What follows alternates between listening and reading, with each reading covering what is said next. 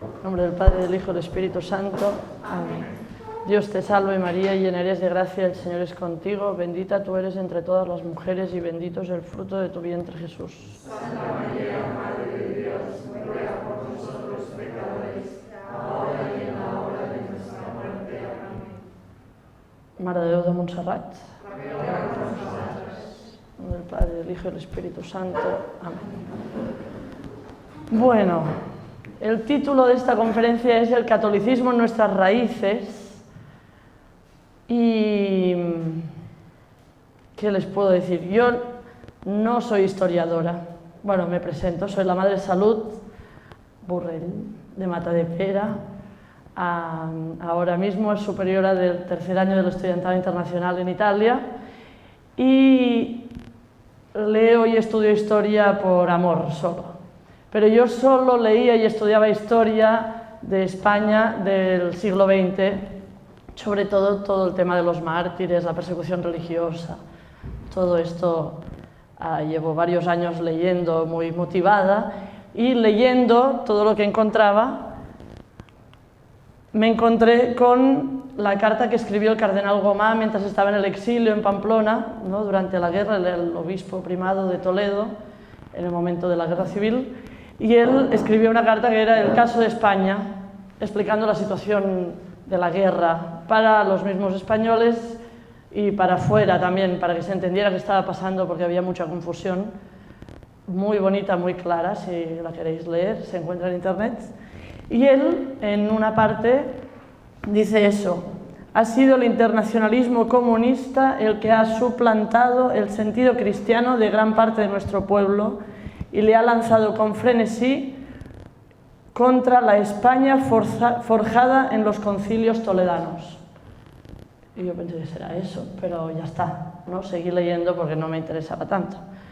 Pero igual ahí quedó, los concilios toledanos, cosa que se estudia en la historia en el colegio más o menos, y poco más, ¿no?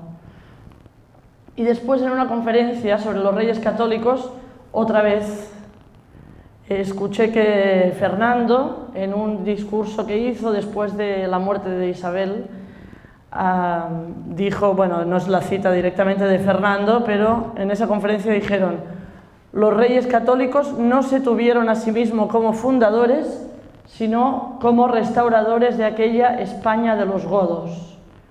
¿Y qué será esa España de los godos, los concilios toledanos? Para mí los godos eran esto. No sé si para vosotros también. Eran flechitas en un mapa de Europa, ¿no? Cae el Imperio Romano, los bárbaros entran por aquí, por ahí, y hay pueblos que van y que vienen. Y los godos, visigodos, son los que pasaron por aquí. Muy bien, eso es lo único que sabía. Pero parece que para los reyes católicos era algo más. Y para el cardenal Gomá también, porque los concilios toledanos fueron en esa época, ¿no? Entonces yo me pregunté qué pasó en ese tiempo, qué pasó con los godos en los concilios toledanos, que es tan importante y que no tengo ni idea yo, y no sé si vosotros tenéis idea, pero me puse a buscar y a leer y encontré un libro genial que se llama El nacimiento de España, España, el nacimiento de España, de Santiago Cantera, el abad del Valle de los Caídos, monje benedictino, y él ahí muestra cómo España nació en el tiempo de los reyes godos, y no solo en el tiempo de los reyes godos, sino en el tercer concilio toledano, sobre todo. Y ahí he vuelto a... Bueno, porque según esto, según lo que decía Fernando, lo que hicieron ellos al reconquistar España, ¿no? Toda la península en manos de los moros, fue verdaderamente una reconquista. No solo que cada uno iba tomando sus tierras como quería, sino que de verdad todos tenían un ideal común, que era volver al reino cristiano de los godos, ¿sí? Pero ya os he dicho todo con esta introducción, ya no hace falta que hable más, ¿no? Ya me puedo ir. No. Vamos por partes. Primero, cómo sucedió la cristianización de la península ibérica, ¿no? Nos encontramos antes del Imperio Romano, una península con pueblos variados, fenicios, celtas, no sé qué, no sé cuántos, que ahí sí que no me acuerdo ni de las flechas, pero a esa península viene el Imperio Romano, ¿no? ¿Y qué trae el Imperio Romano? Trae sobre todo tres cosas. Trae la... ¿cómo se llama?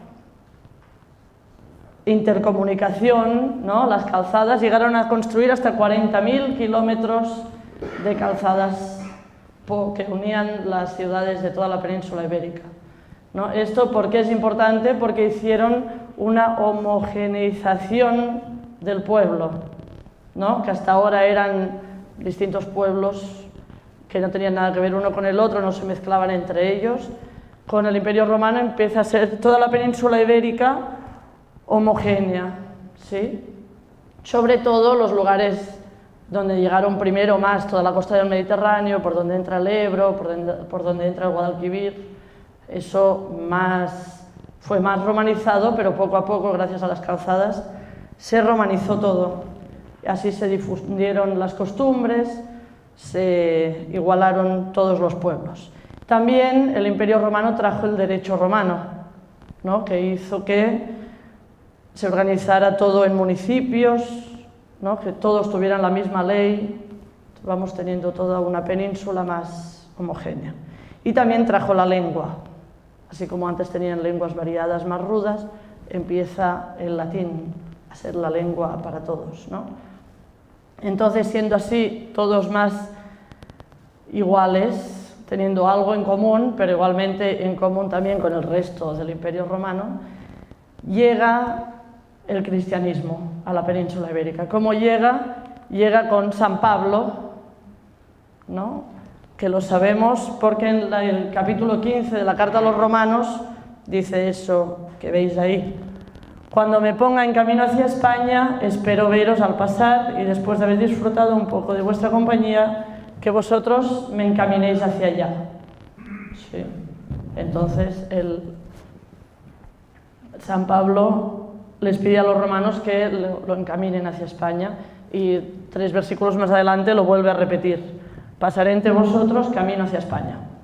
Sí, o sea, y no hay muchas muestras de eso, no hay una carta de San Pablo a los romanos de Tarragona, ¿no? O de Hispania, pero sí que en Tarragona está esa capillita que está dentro del seminario diocesano, es muy bonita si vais alguna vez a Tarragona, que es donde la tradición dice que San Pablo predicó cuando llegó a Tarragona, ¿no? A Tarraco en esa época. Después, la fe también nos llegó por Santiago, ¿no? Que no tenemos ningún escrito, también por tradición y también porque su cuerpo está aquí, ¿no? Pero la prueba que tenemos de que Santiago estuvo en España evangelizando es la Virgen del Pilar, ¿no? Santiago, ya sabemos la historia, ¿no? Desanimado, porque los españoles éramos un poquito como somos ahora, seguimos siendo los mismos, no se convertían, estaba desanimado y la Virgen, ¿no? Que todavía estaba viva en tierra, en Éfeso, se le aparece, ¿no? En carne mortal y le dio un pilar. ¿No? Cuenta la tradición, fue entonces cuando se le apareció la Virgen quien le animó a seguir adelante y le hizo la promesa que todavía se mantiene, por la que mientras estuviere ese pilar en pie, habría verdaderos discípulos de su Hijo en España. ¿No? Entonces, así llega la fe a la península ibérica. ¿Qué pasa después de esto? ¿No? Una fe recibida por los apóstoles, y la fe toma más fuerte donde también el Imperio Romano había tomado más fuerte, o sea, la costa del Mediterráneo y por donde entra el Ebro y el Guadalquivir, o sea, aquí, digamos, ¿no? En el siglo IV, cuando se obtuvo la paz para la religión cristiana, ¿no? En el año 313, con el edicto de Milán, la provincia hispánica ya había sido totalmente cristianizada. Sí, que era la provincia hispánica, es lo que está ahí de colores, que tenía 5 subprovincias, y solo faltaba purificar algunas zonas de alguna costumbre pagana, pero fue una época de gran esplendor, ¿no? Dio muchos mártires, como Santa Eulalia en Barcelona, Santa Eulalia de Mérida, San Fructuoso y sus diáconos en Tarragona, Santos Justo y Pastor en Alcalá, etcétera, etcétera, ¿no? Justa y Rufina en Sevilla. Y de hecho, el emperador que proclamó la religión cristiana como religión del imperio fue Teodosio el Grande, hispano-romano, nacido en la península ibérica.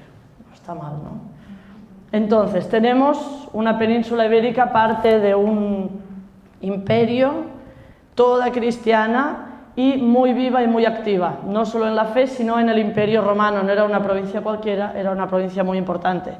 De hecho, de esta provincia tenemos papas, como San Dámaso I, era nacido en la península ibérica, también emperadores como Trajano, Adriano, Teodosio el Grande, y también grandes literatos como Séneca y otros que yo no conozco tanto, pero Lucano, Marcial, no sé si os dicen algo, pero Séneca sí, ¿no?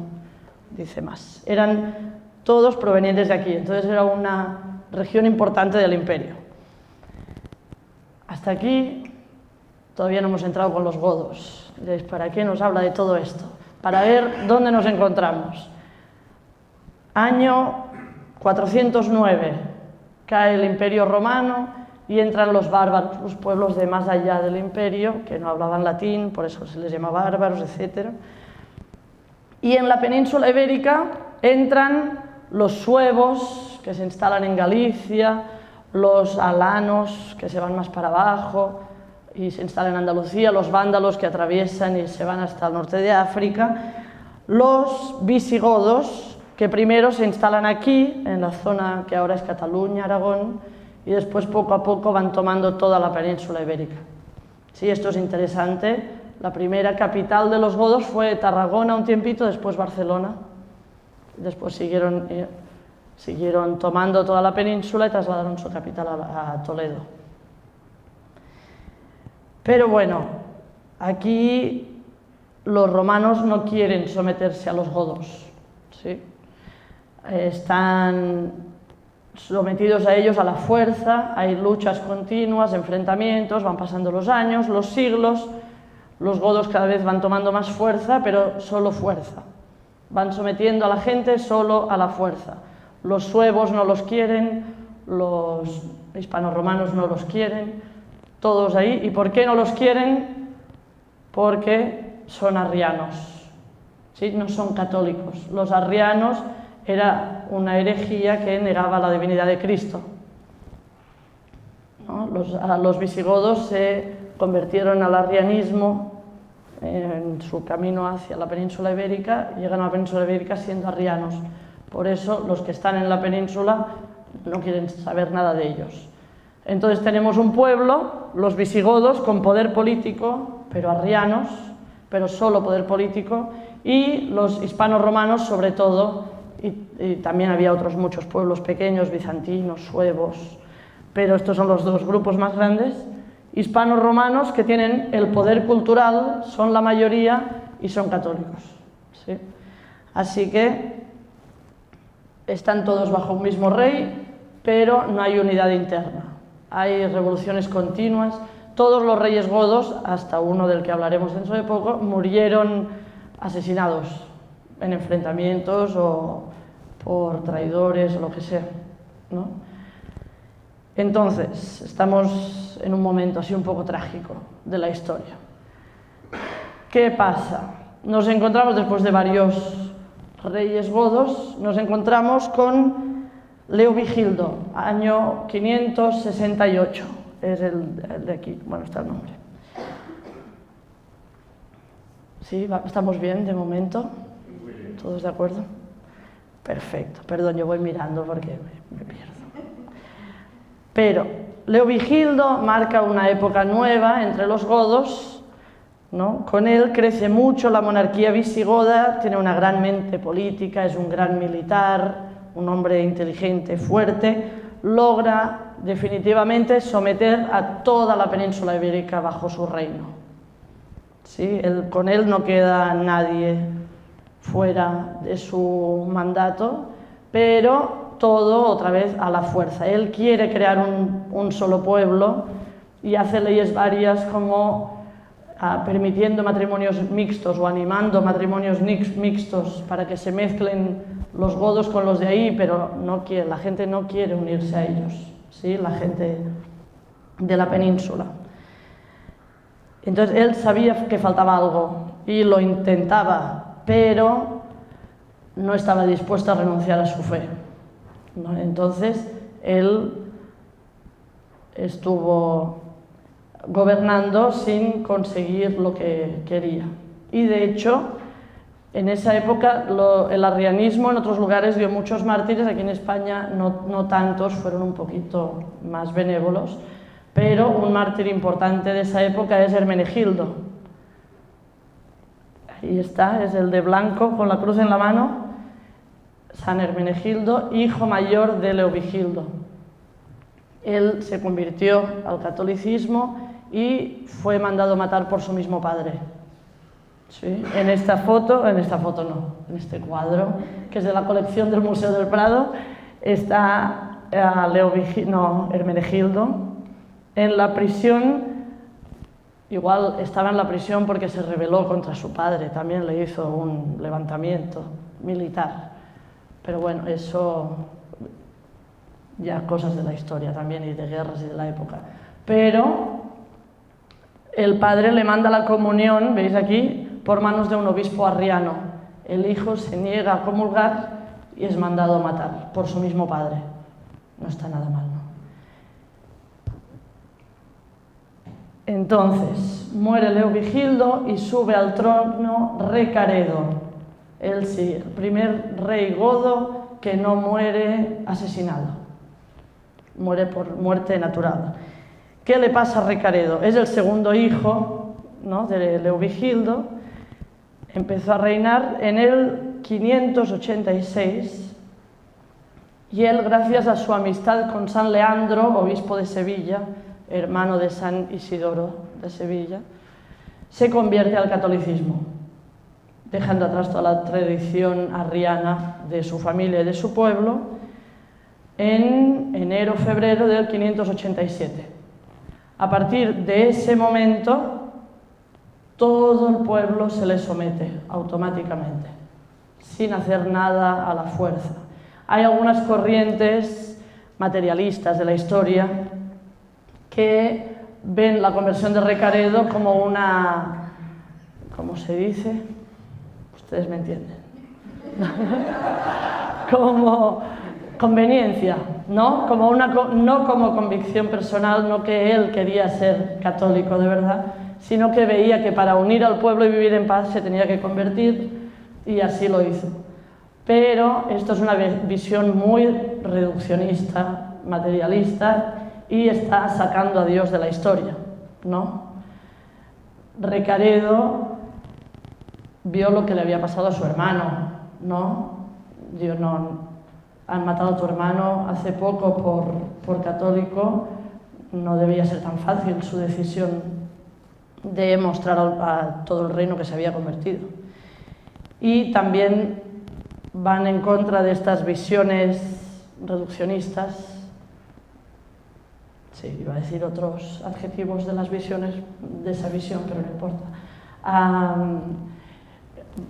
Sus mismas declaraciones, ¿no? Está escrito muchas cosas que dijo, que escribió, que firmó Recaredo, y también se ve por sus hechos, ¿no? Todo lo que pasó después de su conversión en la península ibérica no parece de alguien que se ha convertido por conveniencia, ¿no? Porque, bueno, no importa, no voy a hacer apreciaciones personales. Pero ejemplos de cosas que hizo apenas se convirtió, en el mismo 587 convocó un concilio con los obispos arrianos para animarles a abrazar la fe católica. devolvió los bienes a los católicos que su padre había confiscado, ¿no? El padre, contrario a los católicos, les había sacado sus bienes, él se los devolvió. Fundó y decoró nuevas iglesias y nuevos monasterios. No obligó a ninguno de sus súbditos a convertirse, ¿no? Fue totalmente libre. De hecho, hubo algunas sublevaciones contra él en algunos rincones y no tan rincones. Se le levantaron sus mismos súbditos porque no aceptaban su conversión. Y lo más grande que hizo fue la convocación del Tercer Concilio de Toledo, que es lo que ahora veremos. Él no tuvo que animar al pueblo a casarse entre ellos, a mezclarse. Directamente, cuando él manifestó su conversión y convocó el Tercer Concilio de Toledo, el pueblo se empezó a unir, ¿no? Godos con hispanos romanos, con suevos, todos empezaron a unirse, ¿no? O sea, lo que su padre nunca había conseguido, él, por gracia de Dios, lo consiguió.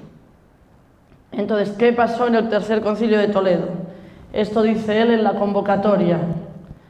Habiendo el mismo Rey gloriosísimo, en virtud de la sinceridad de su fe, mandado reunir el concilio de todos los obispos de sus dominios, para que se alegraran en el Señor por su conversión y por la de la raza de los godos, y dieran también gracias a la bondad divina por un don tan especial. O sea, convoca el concilio para dar gracias a Dios y para poner medios para que esa conversión sea más auténtica y forje más en la sociedad. Acudieron a este concilio todos los obispos católicos, hubo 63 obispos, la mayoría eran hispanos romanos, 9 de ellos eran godos arrianos convertidos y había algún suevo también, que los suevos ya eran católicos de antes. Bueno, entre ellos estaba el obispo que ahora es Vic, ¿no? De Ausona, creo que se llamaba en la época, de Tarrasa, Egara, de Tarragona, bueno, de toda la península ibérica, de toda España. ¿Qué pasó en este concilio? Bueno, ahí les pongo el cuadro para que miren, mientras les cuento todo lo que se dijo en el concilio. Va, todo no, lo más importante. En el concilio, Recaredo y Vado, su mujer, fueron los protagonistas, ¿no? Fueron los que lo iniciaron y los que estuvieron presentes y atentos a todas las intervenciones. Al empezar el concilio, Recaredo invita a todos los presentes a ayunos, vigilias y oraciones para facilitar esta obra como don divino que es. O sea, se convirtió y tenía bastante claras las cosas. Hizo profesión de fe pública, que esto les pongo ahora, después lo saco. No se ve muy bien la foto, pero esto está en el Tibidabo. Lo descubrí después de haber dado la conferencia. Pero ahí está haciendo la profesión de fe. Vente la mano sobre la escritura, aquí está la reina Vado, y pone aquí abajo: el rey Recaredo abjura el arrianismo en el Tercer Concilio de Toledo el año 589. España se hace católica. Esto en el Tibidabo, Barcelona, no está mal. Y al lado está San Hermenegildo, su hermano. Si vais alguna vez al Tibidabo, entrando, apenas entras en la cripta, a la izquierda. Aquí, justo al lado de la puerta, San Hermenegildo, encima del confesionario, Recaredo. Pero bueno, hace eso. Anatemiza a Arrio y sus errores y profesa la fe católica públicamente. Ofrece a Dios todos los pueblos que están bajo su gobierno. Confía a los padres conciliares la instrucción en la fe católica de los pueblos para evitar la ignorancia y nuevas herejías. Él dice que nadie duda que nos equivocamos siendo arrianos por nuestra ignorancia, dijo Recaredo. Y los prelados respondieron: prometemos enseñarla y predicarla a todos los pueblos. Después también decretó que se rece el credo en cada Santa Misa, para que la fe tuviera mayor firmeza en el pueblo. Después también hizo unos decretos para proteger el patrimonio eclesiástico, reformó las costumbres del pueblo fiel, lucha contra los residuos del paganismo. Entonces, se ve con claridad en las actas de este concilio el firme propósito de asentar definitivamente la fe católica en el reino y hacen que esta fe católica sea la esencia fundamental del reino, porque cualquier cosa que hicieran antes no servía para unir, ¿no? Nos unimos solo por la fe católica. Por eso es tan importante Recaredo, los reyes godos y el Tercer Concilio de Toledo, ¿no? Definieron la esencia de España. España propiamente empieza a existir en este momento y, como dice en el vitral del Tibidabo, España se hace católica en ese momento, ¿no? Es demasiado todo esto. Bueno, después Recaredo también escribió una carta a San Gregorio Magno, sí, muy bonita, y le muestra su amor, su sumisión, le da gracias por haberlo aceptado en la Iglesia Católica. Bueno, y algunos pueden decir, pero esto pasó hace 1500 años, la Iglesia, la historia ha dado muchas vueltas, ha llovido mucho desde Recaredo hasta hoy, ¿no? Pero lo que pasó hace 1500 años, cuando ha sido sabido, porque ahora no es ni sabido, recordado, valorado y querido en España, hemos hecho grandes cosas, ¿no? Ha sido un país unido, fuerte. Cuando no, estamos como estamos. No digo más, porque están filmando. No. Bueno, voy a decir más. Es muy evidente que ahora nadie quiera ser español, que nos separemos, que no sé, porque no tenemos la fe católica, que es nuestra esencia, ¿no? Cuando se saca la fe del pueblo español, el pueblo español está perdido, se divide y de aquí nace todo lo que nace y no hacemos nada bueno. En cambio, cuando el pueblo español sabe de dónde venimos y cuál es nuestra esencia y es fiel a eso, hace cosas como la evangelización de América o como todos los mártires que se dieron en la persecución religiosa del 36, ¿no? Es así. Ay, qué triste. No. Por eso no, eso lo puedes sacar. No. Pero bueno, vamos así, ahora basta de esto de mi corazón solo. Pero vamos a las consecuencias en su momento, en la historia y para nosotros. 3 consecuencias. Primero, la fusión de lo hispánico y lo visigótico, ¿no? Se unió el reino no solo en el territorio, pero se unió solo y gracias a la fe católica. Dice Modesto Lafuente, sí que es un historiador, creo un historiador, de línea más bien liberal, progresista, dice así: la revolución religiosa se ha consumado, España es católica, el imperio hispano-godo es uno en la religión como lo había de ser en las leyes, ante Dios y ante los hombres. Si los monarcas españoles se decoran hoy todavía con el título de majestades católicas, la historia nos enseña su origen, y es Recaredo y es el Tercer Concilio de Toledo. No está mal, ¿no? Por ser de línea liberal y progresista, así que vamos, hay que hacerlo saber a la gente esto. También otra consecuencia muy importante de este Tercer Concilio de Toledo fue la difusión de la fe. Esa fotito de ahí es en el Cerro de los Ángeles, en Getafe, que está el Sagrado Corazón y a un lado está España difusora de la fe, ¿no? Está Isabel la Católica, Hernán Cortés, Junípero Serra. Pero este anhelo por difundir la fe, nos viene de cuando los obispos reunidos en el concilio dijeron lo que os he leído antes, ¿no? Prometemos enseñarla y predicarla a todos los pueblos. Esta es la verdadera fe que toda la Iglesia sostiene en todo el mundo y cree y aprueba como católica, ¿no? Y tomando pie en esto, Isabel, la católica, mandó a todos los misioneros a todo el mundo, ¿no? Y después también España, desde el Tercer Concilio de Toledo, se ha hecho defensora de la fe.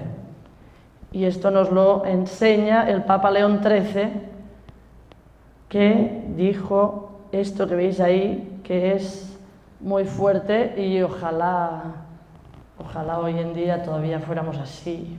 Los hay, pero faltan más, ¿no? Los españoles no sabéis, no queréis, no podéis consentir jamás que las herejías arraiguen en vuestro suelo.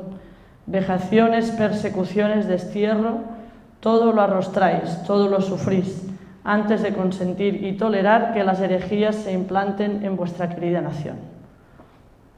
No está mal, ¿no? Entonces, esto también es el Cerro de los Ángeles, santos de distintas épocas españoles que defendieron la fe ante el arrianismo, ante el Islam, ante el comunismo, etc., ante el protestantismo.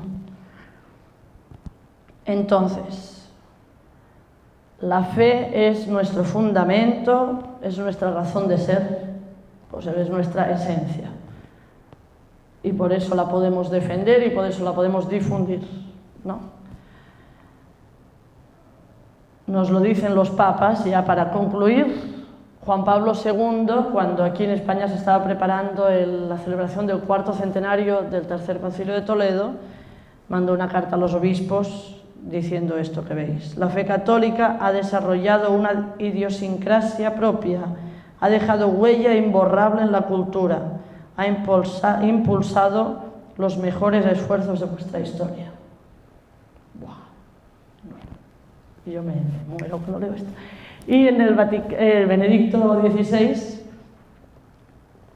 es muy fuerte porque hace pasar las consecuencias del Tercer Concilio de Toledo más allá de los Pirineos, ¿no? Hace como que estas consecuencias también fueron para toda Europa. Y dijo, el Tercer Concilio de Toledo ha creado futuro, ha construido Europa, produciendo unidad a partir de la fuerza del Espíritu. Qué grande, ¿no? Los papas que son de lejos lo saben, nosotros que estamos aquí no lo sabemos, pero bueno. Así que yo les quería transmitir esto para que, como decía Recaredo al empezar el concilio, para que se alegren en el Señor por esta conversión y den también gracias a la bondad divina por un don tan especial.